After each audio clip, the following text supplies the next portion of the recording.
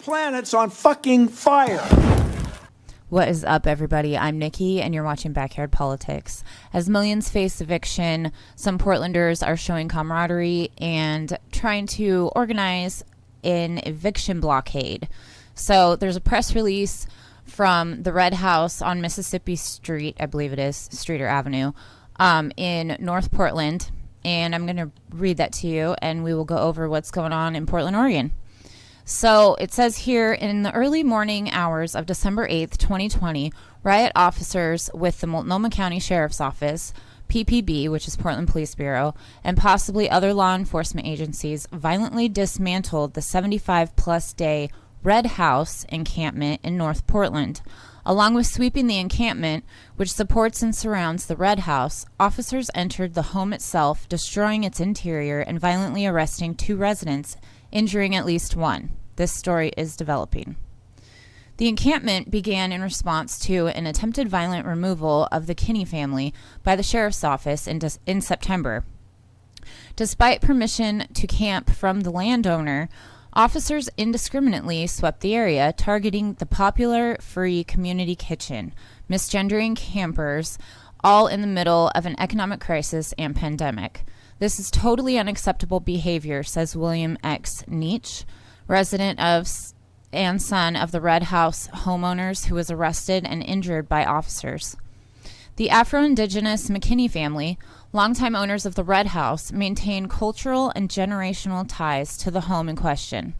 The tactics we are facing of sneaky and illegal foreclosure tactics, predatory banking and loans, elected judges who take campaign contributions from the real estate industry, coupled with violence from law enforcement and no real due process, have been used across this historically black neighborhood to displace black and poor people, says homeowner and Indigenous elder Julie Metcalf.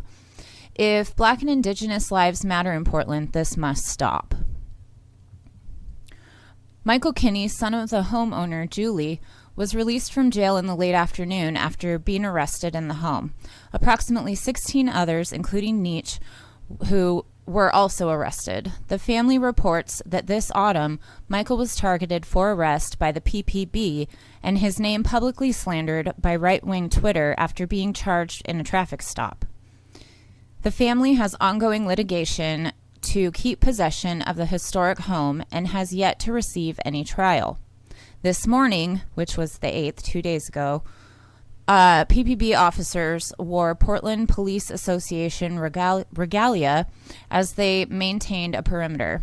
Following the violent police sweep, neighbors and supporters reclaimed the land and home and clashed with police who set off tear gas against the crowd. Coverage of those clashes have been shared widely on social media. So I want to read that to you again. Following the violent police sweep, neighbors and supporters reclaimed the land and home and clashed with police who set off tear gas against the crowd just because they didn't see the reason for these people to be evicted, right? They're getting tear gas for that and violently swept, etc. The family is asking for community members to show up to 4406 North Mississippi to defend the house. They're also raising $250,000 to save the home, and that's on a GoFundMe. I think I retweeted that earlier, so you can find the GoFundMe if you want to help donate. So as I said, millions are facing evictions. Millions lost homes but because of Obama letting off the banks and Steve Mnuchin, who's part of Trump's cabinet, right? They're all part of the same team. So Mayor Ted Wheeler had a response, and I said, this is what voting any blue gets you, and this is just the beginning.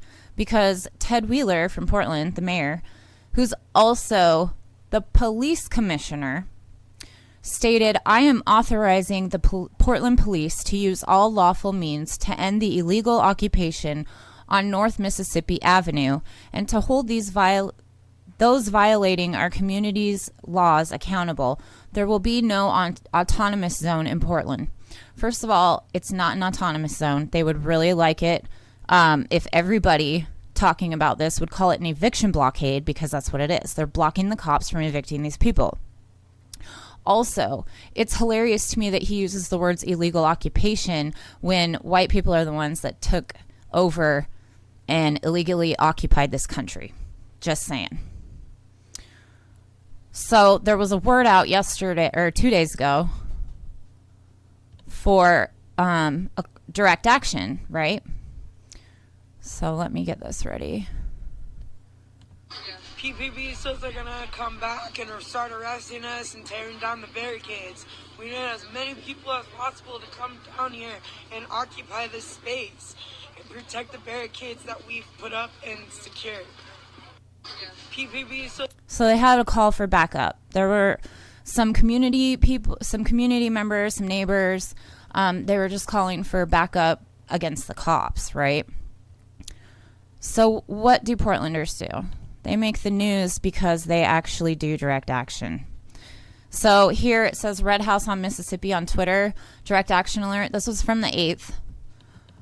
It says PPB has promised to come back and tear down the barricades. We are holding a sit-in. We need as many comrades as possible to come occupy the space around the clock. Please bring building materials to reinforce the barricades and more lights. If you're unable to come now, please donate to the Kinney family GoFundMe and share with as many people as possible, especially those with large platforms. So any of you guys watching this, please share the shit out of this so we can raise as much attention about it as possible. Portland was trending yesterday, I believe it was, because of this, but spread the word everywhere. The state of Oregon currently has a stay-at-home order. If we at the Red House on Mississippi are forced to leave, where will we go? We don't hear answers from Mayor Ted Wheeler. Well, because if you go in the streets, this is what else the cops were busy with 2 days ago. While activists are focused on the Red House eviction blockade, tear gas Ted's goons are taking advantage of this to move in on large houseless encampment at Laurelhurst Park. Dozens of residents will be displaced during a pandemic. Absolutely shameful. So they go in and do homeless sweeps. So you can't stay in your own fucking house. You can't stay on the street. Where are we all supposed to go? The millions and millions facing eviction. Or the ones that already have been evicted. So let me see here.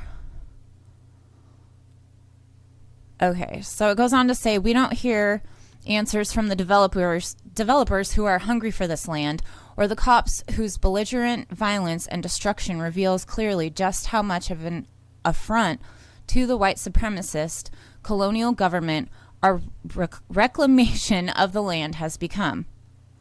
Stop systemic displacement, stop gentrification, stop eviction, come out in numbers. We have everything to win. For those at home, please continue to contact, and then there's some numbers, Multnomah County Chair, Multnomah, it's just a bunch of them listed. Here are some other important ones. Governor Kate Brown, 503-378-4582, and press 3 to leave a comment. Also, Ted Wheeler's office, 503-823-4120. Office of Government Relations, 503-823-4130. You can leave a voicemail there. Or you can email govrel@portlandoregon.gov. I don't believe you have to live here at all to have your voice heard in this matter.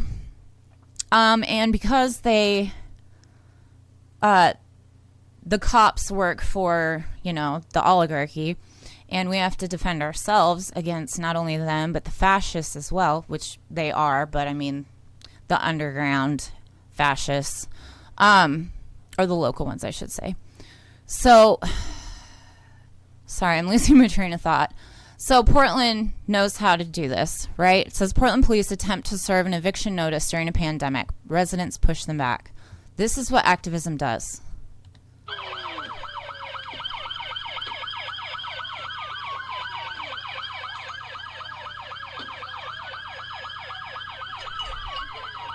They're retreating. They're literally retreating.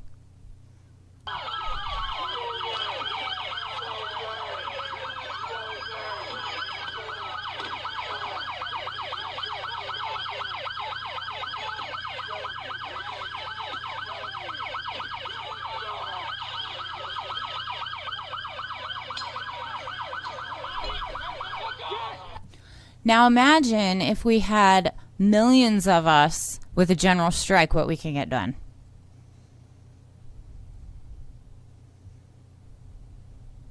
I would like to leave this in the background while I talk about this for a second. There's been one stimulus check of $1,200 fucking dollars, which is less than most people's rent and mortgages. One check for the American people. That's our fucking money, right? They passed the biggest transfer of wealth to the 1%. Both sides did that. Both sides. Democrats and Republicans. Because it's one fucking club, okay? Them fighting against each other and not agreeing on stuff is a show. It's fake. Because while you're distracted with that and thinking, well, maybe we're going to get a stimulus check, maybe, you're not. Because even now, they're saying that they agree on passing a bunch of stuff for, you know, banks and the military-industrial complex, etc., but not for the American people. At all. So, again, I say, imagine what millions of us would look like against these fascist fucking authoritarian leaders. Leaders. I use that word loosely.